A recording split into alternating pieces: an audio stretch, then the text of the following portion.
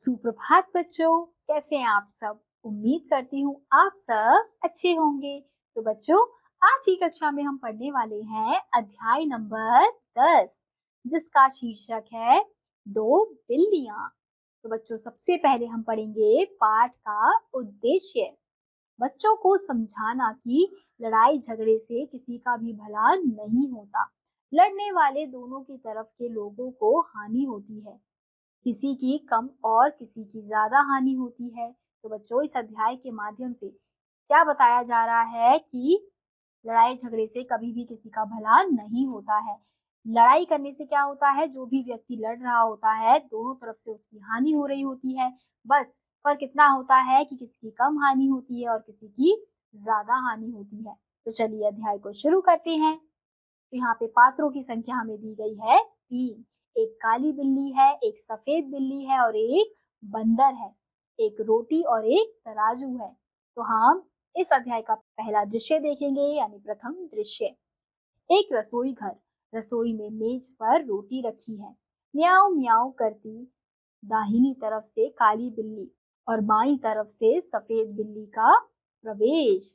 तो प्रथम दृश्य में हमें दिखाया गया है बच्चों कि एक रसोई घर है, जिस पर मेज पर एक रोटी रखी हुई है और अब म्याऊं म्याऊं करती हुई दाहिने तरफ से काली बिल्ली आ रही है और बाईं तरफ से सफेद बिल्ली आ रही है।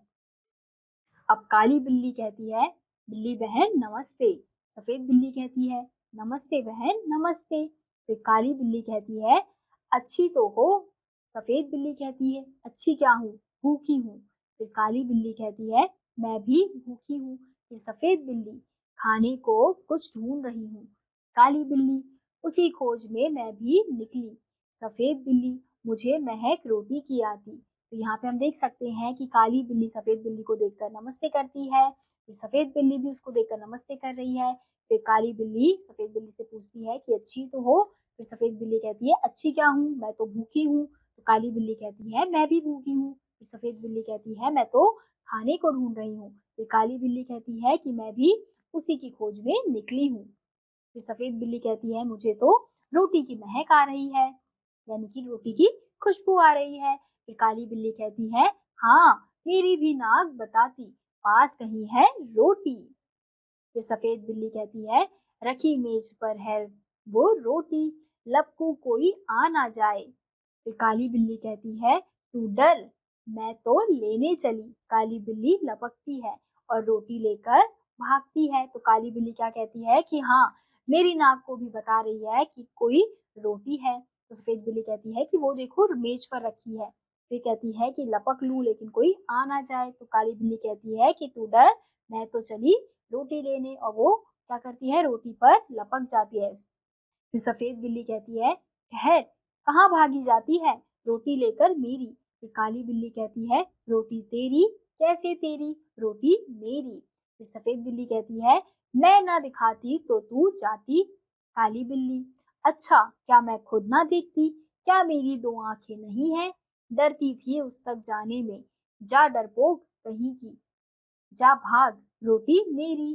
तो हम क्या देखते हैं कि अब दोनों बिल्लियों में रोटी को लेकर झगड़ा हो रहा है।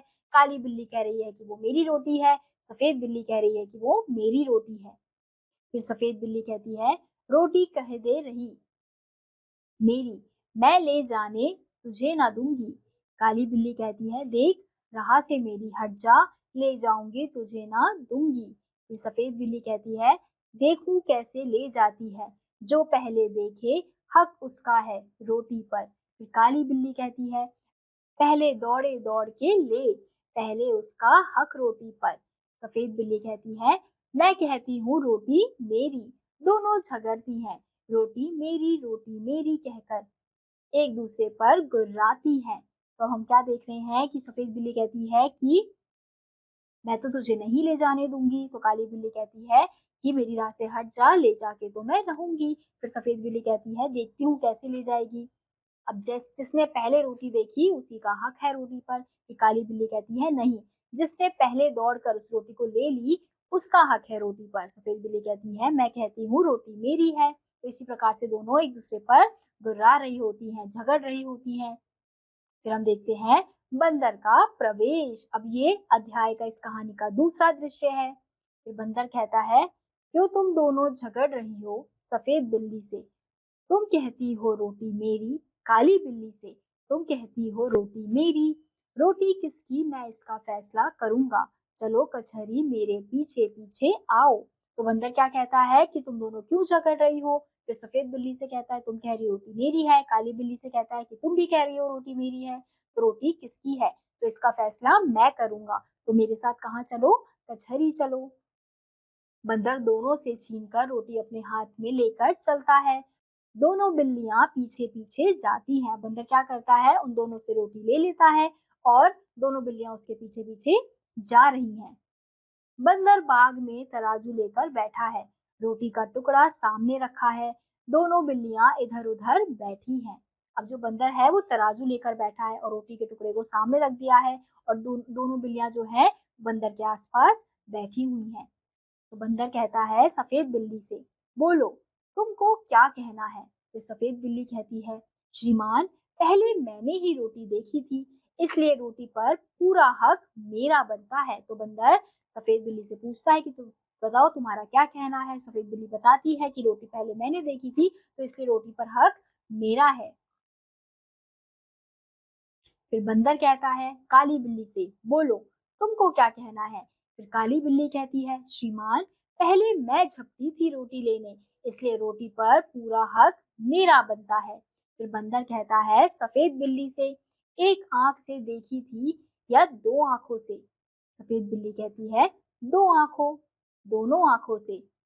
फिर बंदर कहता है काली बिल्ली से, एक टांग से झपटी थी या दोनों टांगों से? फिर काली बिल्ली कहती है, दो टांगों से, दोनों टांगों से। फिर बंदर कहता है, तुम दोनों का था गवाह भी। फिर दोनों बिल्लियां, कहीं ना कोई।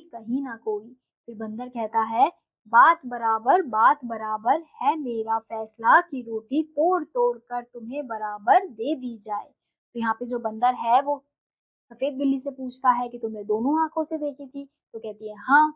फिर वो काली बिल्ली से पूछता है, तुमने दोनों टांगों से यानी दोनों पैरों से झपटा मारा था? तो कहती है हाँ। तो बंदर कहता है कि अब ये बताओ कि तुमने जो चीजें करी है उसका कोई गवाह है तुम्हारे पास? तो दोनों बिल्लियां कहती हैं कि नहीं, कोई भी नहीं था उस समय वहां पर। तो बंदर कहता है कि अब बात बराबर करते हैं।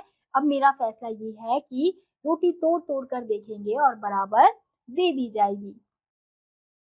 बंदर रोटी को दो हिस्सों में तोड़कर तराजू के दोनों पलड़ों पर रखता है और तराजू उठाता है। एक पलड़ा नीचे रहता है, दूसरा ऊपर। अब बंदर क्या कर रहा है, जो तराजू लेकर वो बैठा है उस पर रोटी के एक टुकड़ा एक तराजू में डाल रहा है, दूसरा दूसरे पलड़े पर डाल रहा है। और जब एक पलड़ा नीचे रहता है और दूसरा ऊपर, तो बंदर क्या कहता है, यह टुकड़ा कुछ भारी निकला, इसमें से थोड़ा खा करके हल्का कर दूं। फिर खाता है। फिर तराजू उठाता है।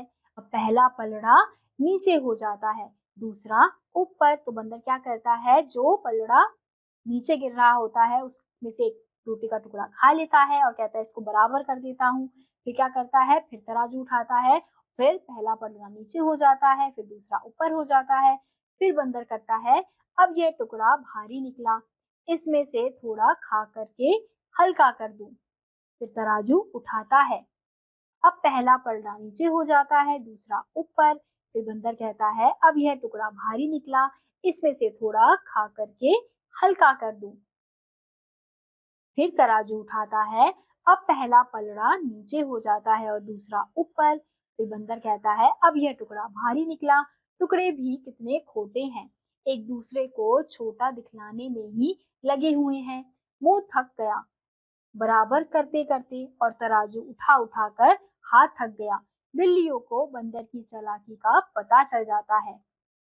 फिर सफेद बिल्ली कहती है, आप थक गए, अब ना उठाएं और तराजू। फिर काली बिल्ली कहती है, बचा खुचा जो उसको दे दे, हम आपस में बांट खाएंगी।